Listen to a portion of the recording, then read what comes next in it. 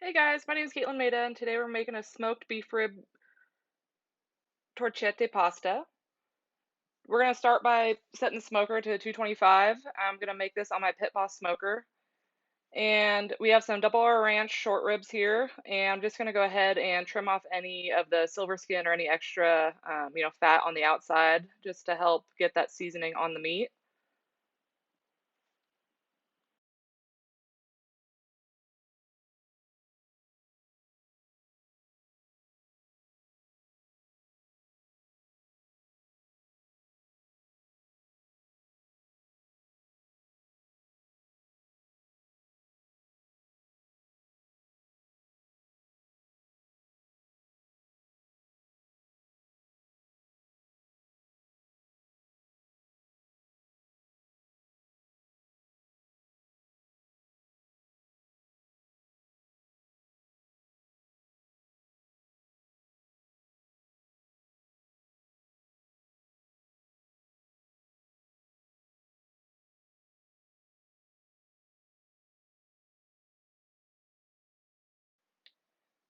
So once you have everything kind of trimmed up the way you want it, I'm going to go ahead and season with some just real salt and some black peppercorn. Like to use this Redmond salt. It's really, really great. You want to just get all sides coated, with salt and pepper.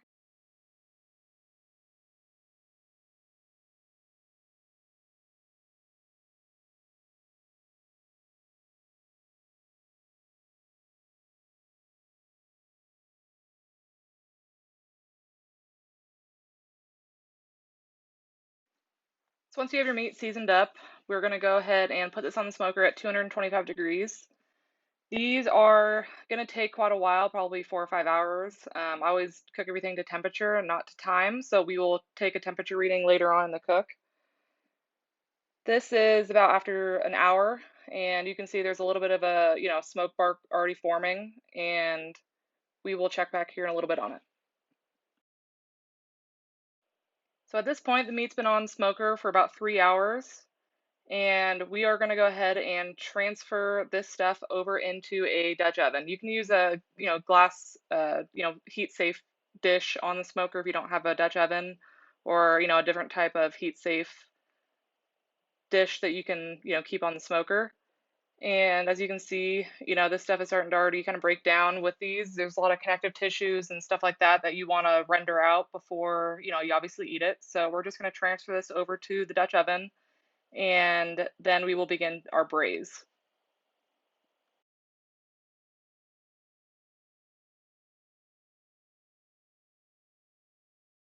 Now, once we have everything added to our Dutch oven, we're going to go ahead and add some beef stock, a couple cups, and just enough to about cover it halfway. And then we are going to go ahead and add some wine. I'm using a cab here, and about a cup, maybe a little bit over a cup here.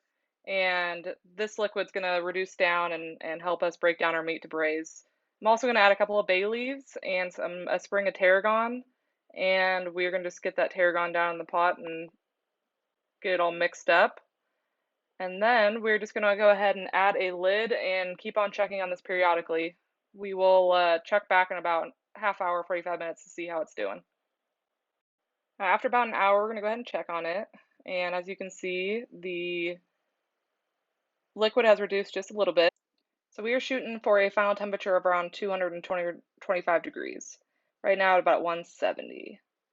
Now, while our ribs are cooking, we're going to start on the other elements of the pasta. Here, I'm just taking about 3/4 of a cup of extra virgin olive oil and a whole bulb of garlic. We're going to make our own garlic oil here and some little garlic chips for the top of the pasta. So we're just going to continue to cook those until they're a little bit brown and strain them off and strain off the oil. I recommend doing this over the sink, but I'm going to do it on the cutting board here for today. I like to make this oil whenever I want a little added element to the dish, and the garlic's a great touch for on top. Plus, extra oil for any other recipes you'd like to cook with. We're going to go ahead and set these aside and use them for later. Now we're going to go ahead and create our tomato and shallot mixture. I'm going to put some cherry tomatoes and one whole shallot into a baking dish along with some of that garlic oil we just created, a couple tablespoons. I'm also going to add some crushed red pepper, and you can omit this if you don't like spice or, put it to taste. I do like things spicy, so I'm going to put quite a bit.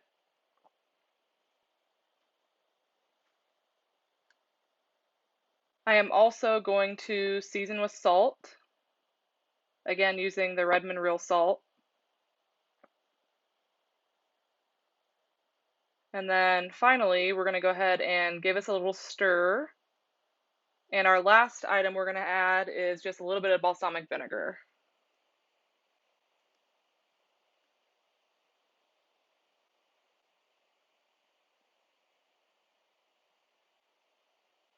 So once we get all that stirred in, I'm going to go ahead and top it off with that balsamic vinegar.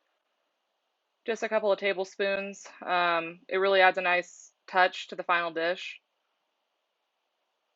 And give that one final stir before putting it in the oven. This should take about 15 or 20 minutes. I like to do it just till everything's a little bit, caramelized and the tomatoes have a chance to kind of cook down a little bit, but not too much. We want to have them hold their shape for the final pasta. So here that is completed. Our ribs are looking great. As you can see, the broth is reduced quite a bit and our beef has started to break down, and now it's time for our pasta. So that torchette pasta, we're going to go ahead and add to a pot of salted boiling water. And you can use whatever pasta you like for this. I wanted to, try something a little bit different, so the torchette stood out to me. And cook to, your instructions on your pasta. Each one's going to be a little bit different. And we're going to go ahead and put this in our water and give it a stir so it doesn't stick together, and keep an eye on that pasta to cook to about al dente.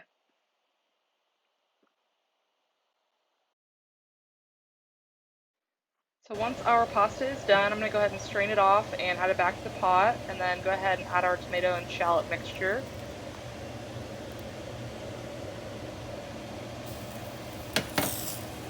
At this point, I'm also going to, chop up my short rib and add this to the pasta. We're going to add some Parmesan cheese here. I like a lot of cheese. You can omit the cheese or add even more if you'd like. I'm going to go ahead and grate about 3/4 of this block into the pasta so it can get melty and all in the pasta.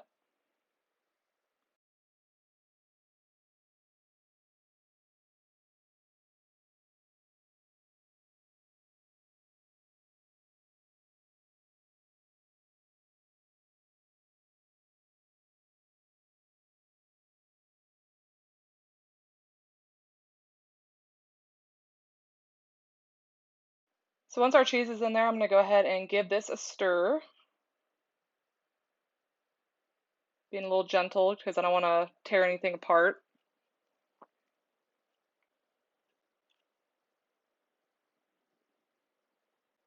The next thing we're going to do is going ahead and add some Italian flat leaf parsley. I like to add a little bit to the pasta and a little bit on top for some garnish.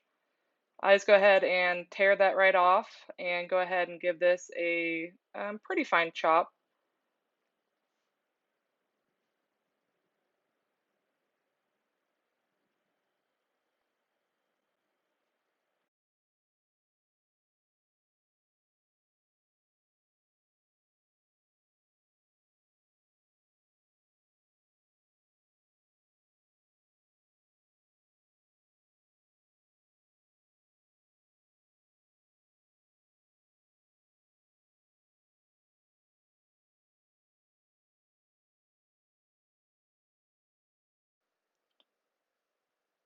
So once you have your mixture complete, I went ahead and plated some with a side of a little bit extra short rib. I'm going to put some extra cheese on top. I topped with some parsley. And for the final touch, we're going to go ahead and add some of those little garlic chips we created. So you can add as much or little as you'd like. I like garlicky, so I'm going to go ahead and add a nice handful here. And this is it. Go ahead and enjoy, guys.